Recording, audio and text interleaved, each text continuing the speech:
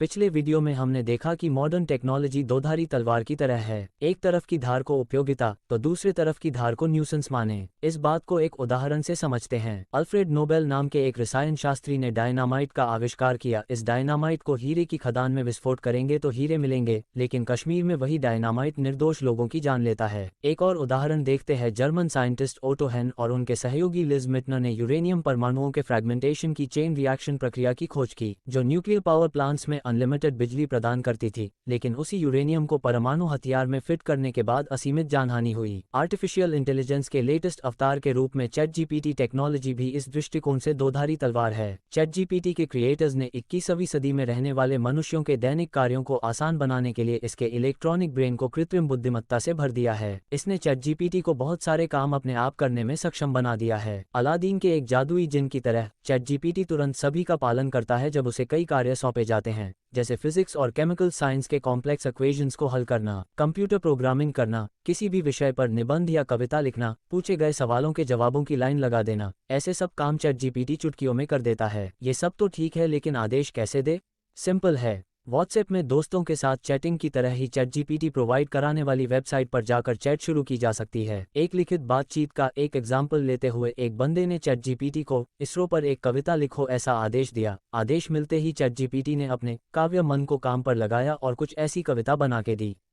यदि आप कविता की एक एक पंक्ति को ध्यान से पढ़ें और एक एक का अर्थ समझें तो आपको लगेगा कि किसी मंजे हुए कवि ने कलम चलाई है, लेकिन यहाँ कलम की जगह आर्टिफिशियल इंटेलिजेंस का कमाल है। एक्सपर्ट्स ने चैट जीपीटी को लार्ज लैंग्वेज मॉडल नामक एक आर्टिफिशियल इंटेलिजेंस प्रदान किया है, जिसके माध्यम से यह इंटरनेट पर पाई जाने वाली छोटी बड़ी जानकारी को एक मीनिंगफुल सेंटेंसेस के रूप में दिखाता है। लगभग 175 अरब इफ और देन पैरामीटर वाला लार्ज लैंग्वेज मॉडल्स का प्रोग्रामिंग कितना सटीक है कि बात ही मत पूछिए। इसलिए प्रस्तुत कविता को पढ़कर जब चैट जीपीटी से कहा गया यह कविता पसंद नहीं आई, कोई और कविता है, फिर उसने फौरन एक नई कविता लिखी जिसका मतलब भी सही था। उनसे नई कविता के बारे में पूछा, यह कविता किसकी है? तो जवाब था, माफ कीजिए, मैं एक लैंग्वेज मॉडल हूं और मैं किसी निश्चित कवि की पहचान नहीं कर सकता, मैंने ये कविता खुद से लिखी है। अब एक और स्क्रीनशॉट देखें जिसमें चैट जीपीटी को एल्बर्ट आइंस्टीन के E=mc² फॉर्मूला समझाने के लिए कहा गया है। केवल 4 सेकंड में स्क्रीन पर फ्लैश किए गए उत्तर को गिनने और पढ़ने से आपको समीकरण की बुनियादी समझ मिल जाती है।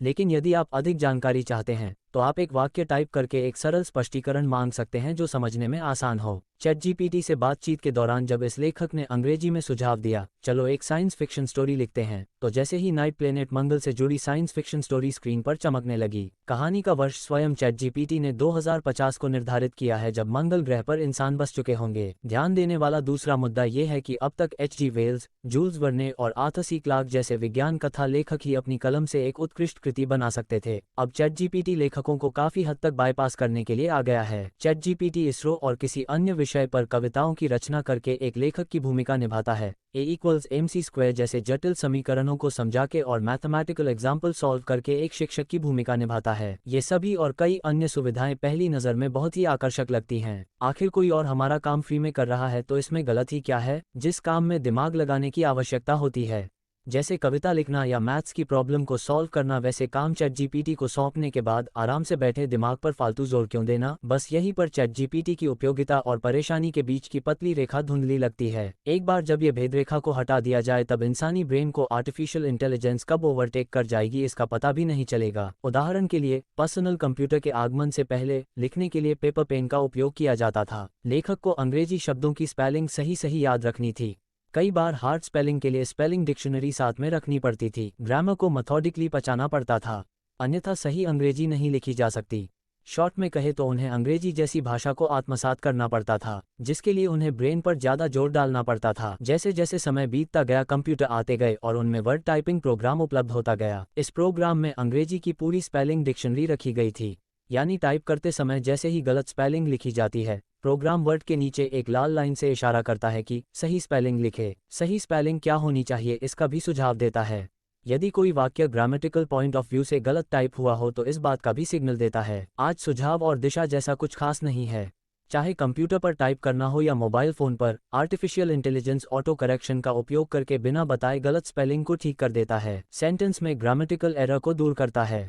हालांकि यह उपयोगिता ऑफ कोर्स सही है, लेकिन इसकी कमियां भी हैं। टाइपिंग में ऑटो करेक्शन की सुविधा होने के बाद लोग अंग्रेजी वर्ड की स्पेलिंग याद रखने की जफा में नहीं पड़ते हैं, ज़्यादा ग्रामर सीखने की जहमत नहीं उठाते और स्पेलिंग डिक्शनरीज का उपयोग उतना नहीं होता जितना पहले हुआ करता था, जिसका नतीजा दिख रहा है। कुछ समय पहले ब्रिटिश ब्रॉडकास्टिंग कॉरपोरेशन यानी बीबीसी ने अंग्रेजी भाषा की मैटर्निटी कहलाने वाले ब्रिटेन की नई पीढ़ी के गलत अंग्रेजी लेखन के लिए एक दस्तावेजी रिपोर्ट पेश की, जिसमें कहा गया, auto correct and spell checkers have turned us into a bunch of illiterate idiots, जिसका मतलब है कि ऑटो करेक्शन और स्पेलिंग चेक की ऑटोमेटिक फीचर ने हमें मूर्ख बना दिया है। माना कि बीबीसी के शब्द कुछ ज्यादा ही एसिडिक हैं। आर्टिफिशियल इंटेलिजेंस का अंग्रेजी को प्रभावित करने का एकमात्र उदाहरण सिर्फ ब्रिटेन नहीं है। कनाडा के ओटावा प्रांत के स्कूलों में एक सर्वे के अनुसार जब स्टूडेंट्स किसी असाइनमेंट को कंप्यूटर में टाइप करने के बजाय हाथ से लिखते हैं तो उसमें कई ग्रामेटिकल और स्पेलिंग की एरर्स देखी जाती हैं। इस तरह की घटनाएं दूसरे देशों में भी हो रही हैं। ये देखकर कोई सोच सकता है कि इंसान धीरे धीरे अपने स्किल को भूल जाएगा क्योंकि वे मशीनों पर अधिक से अधिक निर्भर हो गए हैं। अब चैटजीपीटी के आगमन के बाद ये सवाल और सोचने लायक बन गया है, क्योंकि स्कूल कॉलेज के स्टूडेंट कविता, निबंध, math examples, interpretation of equations, ऊर्जा जैसे विषयों पर प्रोजेक्ट आदि खुद करने के बजाय चैटजीपीटी को सौंप रहे हैं। कोडिंग के सिरदर्द को कम करने के लिए कंप्यूटर प्रोग्रामर चैटजीपीटी से कोडिंग की मदद ले रहे हैं। ये स्वाभाविक बात है कि आर्टिफिशियल इंटेलिजेंस रचनात्मक सॉफ्टवेयर प्रोग्रामों को कोड कर सकती है और साथ ही एडवर्स वायरस और मेलवेयर प्रोग्राम भी बना सकती है। इस तरह के प्रोग्राम कंप्यूटर तक पहुंचने के बाद उसके कामकाज को तबाह करने के लिए जाने जाते हैं। अब तक की वीडियो के अनुसार चैटजीपीटी एक ऐसी टेक्नोलॉजी है जो वर्ड और सेंटेंसेस के साथ काम करती है। इस जादुई चिराग को बनाने वाली अमेरिकी कंपनी ओपनआई ने DALL-E 2 के बैनर तले एक और क्रांति ला दी है। आर्टिफिशियल इंटेलिजेंस का वह अवतार जो पिक्चर्स के साथ अच्छा काम करता है। बर्फीले पहाड़ का पिक्चर बनाओ, सनसेट का पिक्चर बनाओ, दौड़ते अफ्रीकी चीते का पिक्चर बनाओ आदि जैसे कमांड देने पर DALL-E 2 के पीछे आर्टिफिशियल इंटेलिजेंस नामक अदृश्य कलाकार तुरंत ताज़ा और गूगल में नहीं हो ऐसे पिक्चर स्क्रीन पर प्रस्तुत करता है।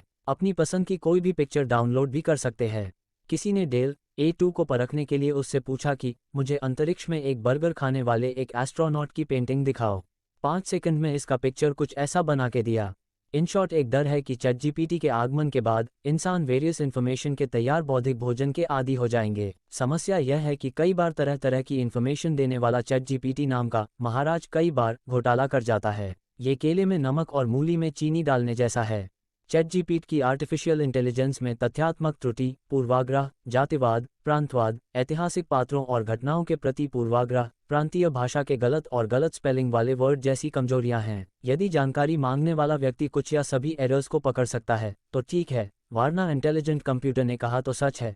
यदि कोई इस तरह के अंधविश्वास के साथ गलत सूचनाओं का उपयोग करता है तो उसका अज्ञान ज्ञान की तुलना में तेजी से फलता फूलता है। बेहद गंभीर मामला है, क्योंकि ऐसे हालात में मशीन की आर्टिफिशियल इंटेलिजेंस इंसानी इंटेलिजेंस को बाईपास करती नजर आती है। कम से कम 8 दशक पहले एल्बर्ट आइंस्टीन ने भविष्यवाणी की थी, मुझे उस दिन का डर है जब टेक्नोलॉजी मानव जाति को ओवरलैप कर देगी। दुनिया में तब केवल मूर्खों की एक पीढ़ी होगी। आज नहीं तो कल के भविष्य में आर्टिफिशियल इंटेलिजेंस जैसे चैटजीपीटी डॉक्टर आइंस्टीन की भविष्यवाणी सच न कर दे तो अच्छा है।